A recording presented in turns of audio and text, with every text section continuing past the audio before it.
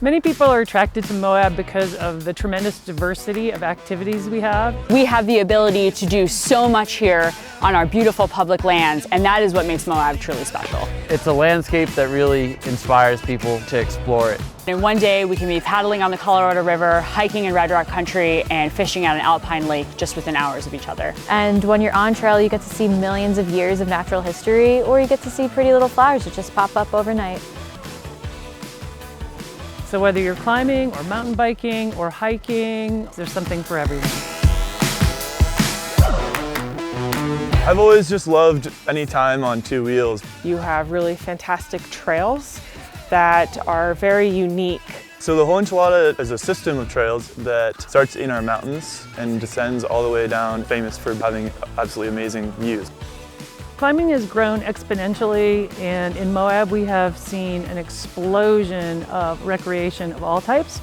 Climbing feels like achieving something you didn't think you were supposed to be able to do.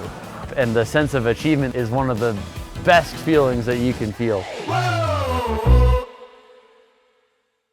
So as a trail ambassador on the trail, we're out engaging with visitors in a fun and shame-free way and trying to get people to really empathize and understand this place on a greater level. The Trail Ambassador program is focused on three main tenets: how to protect yourself, how to protect the environment, and how to respect others while using our trails. So this canyon is actually all a riparian area that follows the creek, and it runs down from the LaSalle Mountains. So we hike the trails that we're stationed at, or we can sit at the trailhead and we have a whole setup with a tent, a bunch of visual aids. Some electrolytes, you guys want those? Oh yeah, those would be good for when you start sweating. So when people are out on the trail too, we just want to make sure they're prepared. It's a very intense environment here, so some people aren't used to the heat, so we just want to make sure that people are ready with water and all the equipment that they need out on the trail. The Moab Desert is fragile, and at first glance, it doesn't look like that at all. We see so much rock around us that the place can somewhat look barren, but in fact, on so many levels, there is life happening, and it's important that we maintain respect for this place because some of our impacts can be permanent. It's pretty well known that you should stay on trail in most places, but we like to add some background context as to why that's so important for Moab specifically. One footstep may destroy a whole area of biological soil crust, which is what is keeping this desert so green and alive. Which one do you think looks like it's healthier? This one, right?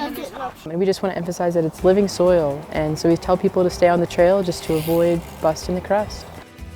I would encourage climbers to be aware of their impact during every point in their trip, from their campsite to the approach trail to the base of the climbs.